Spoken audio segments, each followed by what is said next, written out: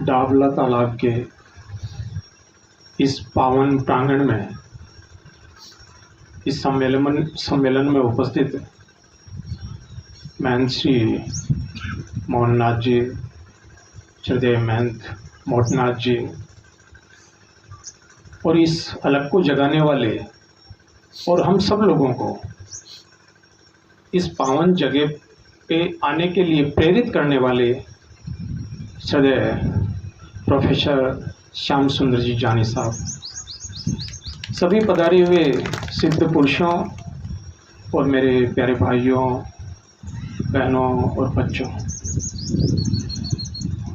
मेरे से पूर्व श्याम सुंदर जी जानी साहब ने पर्यावरण की महत्ता और जसनाथ जी महाराज का जो दर्शन है उसके बारे में बहुत ही स्पष्ट रूप से अपने विचार रखे और आप श्री वर्षों से करीब 19-20 साल से पर्यावरण के प्रति जसनाथ जी महाराज की शिक्षाओं को लोगों के बीच में, जैसा कि प्रोफेसर साहब ने कहा, एक्शन के रूप में कर रहे हैं।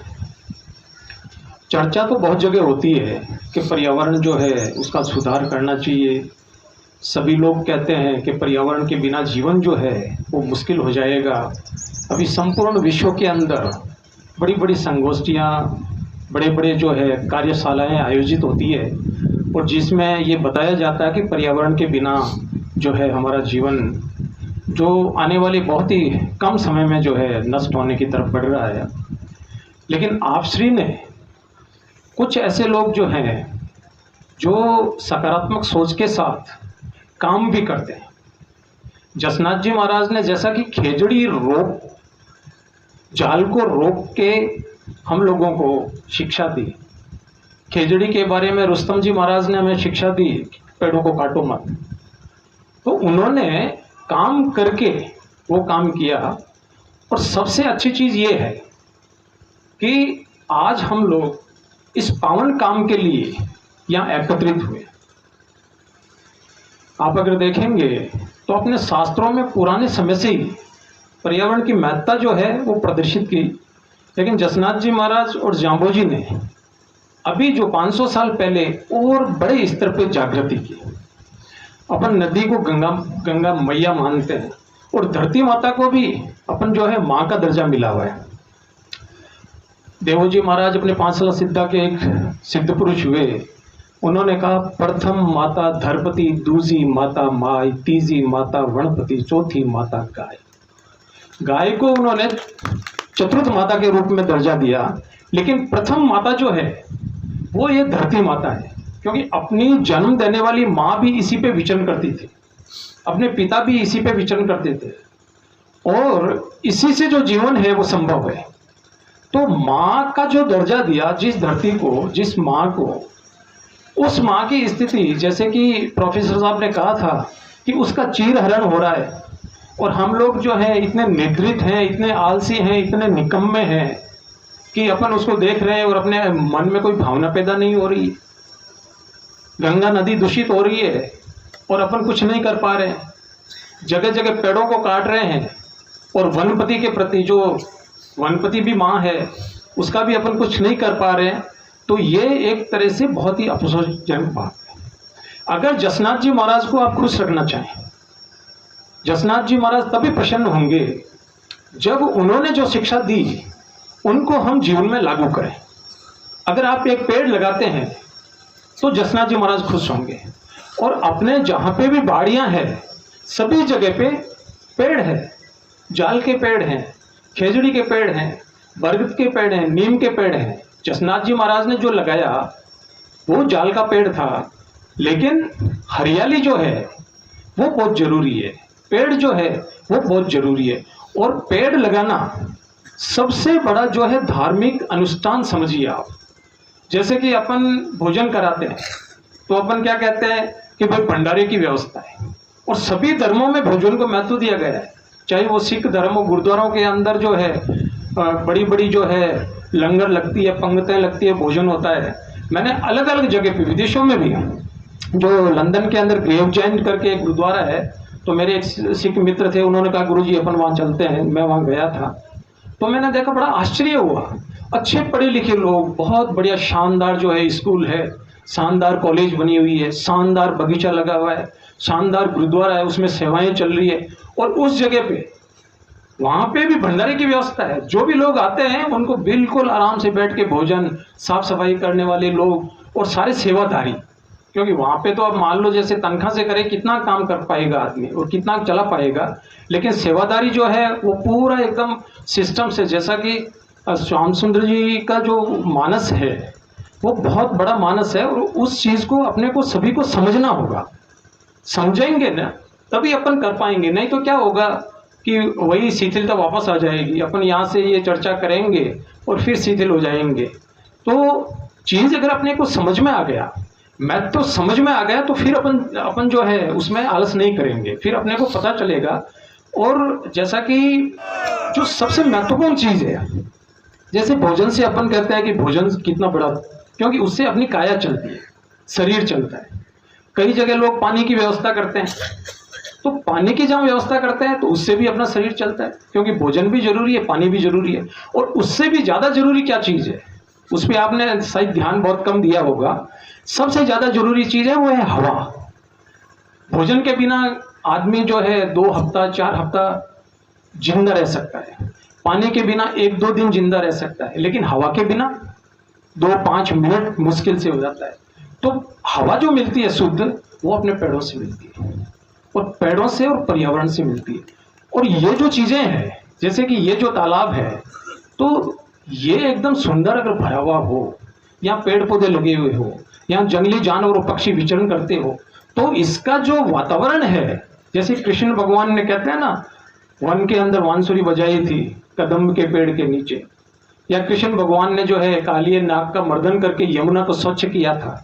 तो उस वातावरण की तो आप कल्पना करो।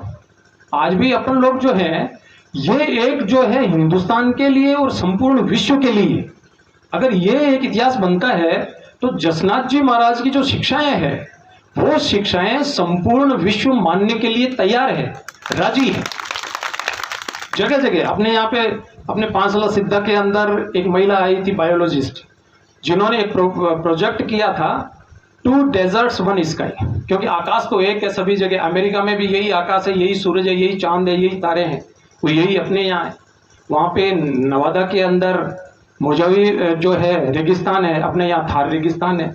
अपने यहाँ भी पक्षी और अपने यहाँ भी जो है जंगली जानवर पाए जाते हैं, वहाँ भी पाए जाते हैं। और उन्होंने एक एजुकेशनल बहुत ही बढ़िया प्रोग्राम चलाया था, और वहाँ की जो स्टेट यूनिवर्सिटी है, उस यूनिवर्सिटी के अंदर अपने यहाँ के बच्चों ने और अमेरिका के बच्चों ने जो सामूहिक काम किया वो प्रदर्शित हुआ। और उस जगह पे जहाँ पे भी इस प्रकार का कार्यक्रम होता है, तो उसमें जसनाथ जी महाराज और जसनाथ जी महाराज की शिक्षाओं का विशेष महत्व रहता है। और वो लोग भी अचंभित होते हैं कि अच्छा, ऐसे कोई आध्यात्मिक पुरुष हुए हैं जिन्होंने पर्यावरण के बारे में इतनी गहरी समझ के साथ काम किया है। तो पुनः कहने का तात्पर्य यही है, क्योंकि ज़्यादा विस्तार से चर्चा करने की ज़रूरत नहीं, सभी जो है जसनाथ जी के अनुयायी हैं या सनातन धर्म के अनुयायी है, और आप सभी लोग अपने धर्म को अच्छे प्रकार से जानते हैं और पर्यावरण का महत्व भी जानते हैं। तो इसलिए अपन लोगों को जो एक काम करना है वो ये करना है कि ये जगह जो अपन अभी बैठ के चर्चा करेंगे और जो योजना बनाते हैं, उस योजना में सफलता और उसमें लग के काम करना होगा। उसके लिए मेहनत करनी होगी और सामूहिक मेहनत करनी होगी, क्योंकि ये जैसा कि प्रोफेसर साहब ने कहा है कि 1-2 जनों का काम नहीं है। 1-2 जनों का काम होता तो क्यों अपन लोग इतना दूर से आते और क्यों अपन लोगों को बुलाते। तो ये अपना सामूहिक काम है, और सामूहिक जो है उसमें सेवा भावना से ही संभव हो पाएगा। तो आप लोगों को इसमें लगना होगा और त्याग भी करना होगा, समय का त्याग करना होगा, श्रम का त्याग करना होगा, और जो भी आप सहयोग कर सकते हैं वो आप लोगों को करना होगा। तभी जसनाथ जी महाराज की जो शिक्षाएं हैं वो आगे बढ़ेगी, और तभी इस जगह का जो है कायाकल्प होगा, उद्धार होगा। और अगर यहाँ पे जैसा कि अपने यहाँ की जो नेटिव जो पौधे हैं, जो बुसे झाड़ियाँ हैं, नेटिव पौधे हैं, ये अगर लग जाते हैं, यहाँ के जो जंगली जानवर है वो पनपते हैं, तो कितनी बड़ी बात होगी। जसनाथ जी महाराज कहते हैं ना, नाग बाग की चौकी जी लागे। अब नाग और बाघ तो तब रहेंगे जब यहाँ का वातावरण पूरा का पूरा सुखद होगा। यहाँ अगर जंगली जानवर होंगे तब बाघ रहेंगे, नहीं तो शेर और चीता का क्या काम, अभी तो हिरण भी जो है लुप्त हो रहे हैं। हमारे पांचला सिद्धा के अंदर पहले काले मृग खूब विचरण करते थे, अब कोई गिने चुने एकाध है, क्योंकि जहाँ पे सारी जगह अपन प्यारबंदी कर देते हैं। और एक चीज़ मैं ये कहना चाहूँगा, जो मेरा व्यक्तिगत विचार है और आप लोगों के साथ में साझा करना चाहता हूँ, कि यहाँ जो भी विकास का काम हो, वो विकास का काम यहाँ की प्राकृतिक जो सौंदर्य है और प्रकृति के हिसाब से हो। ऐसे नहीं कि अपन विकास के नाम पे, कई जगह ऐसे होता है कि जहाँ पे जोड़ या पाइथन है, उसका रोड बनती है और रोड के साथ में फिर उसमें पानी आना बंद हो जाता है। किसी जगह कोई अलग रूप से, जैसे मान लो कोई विकास का काम होता है और उस जगह पे दीवार बन जाती है तो उससे बाधाएं उपस्थित हो जाती है।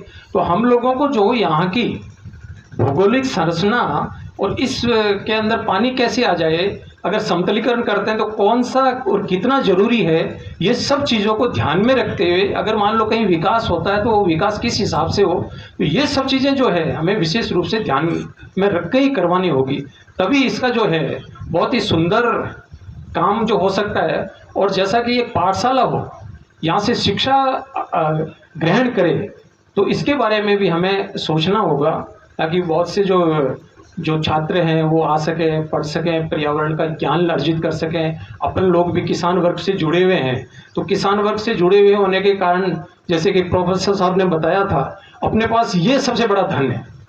मैं किसानों के साथ में कई बार बात करता हूँ तो मैं कहता हूँ कि भाई आप लोग बहुत किस्मत वाले हैं कि आप पेड़ लगा सकते हैं, इतना बड़ा धर्म का काम कर सकते हैं। आपके जाने के बाद में भी वो शुद्ध हवा देगा, वो पक्षियों को आश्रय देगा, कोई पथिक आएगा तो उसको आश्रय देगा, खाने पीने की चीज़ें देगा, तो कितनी बड़ी बात है। तो ये इस मामले में अपन बहुत धनी है, साधारण जो शहर में रहने वाला कहाँ लगे। तो कहने का तात्पर्य यही है कि ये अपने लिए एक मौका है, और ये जसनाथ जी महाराज ने हमें दिया है। जसनाथ जी महाराज ने हम लोगों को ये मौका दिया है, तो इसका हमें जो है पूरा फायदा उठाना है और इस जगह को एक रमणीय, एक दर्शनीय, एक सुंदर जगह जो है वो बनाना है। यही मैं आप लोगों से निवेदन करना चाहता हूँ। पुनः मैं आप सभी लोगों को धन्यवाद देना चाहता हूँ कि इतने पावन काम के लिए आप लोग सभी उपस्थित हुए, और गुरु महाराज का आशीर्वाद जो है हम सभी लोगों पे बना रहे। इन्हीं शुभकामनाओं के साथ श्री हरि, धन्यवाद।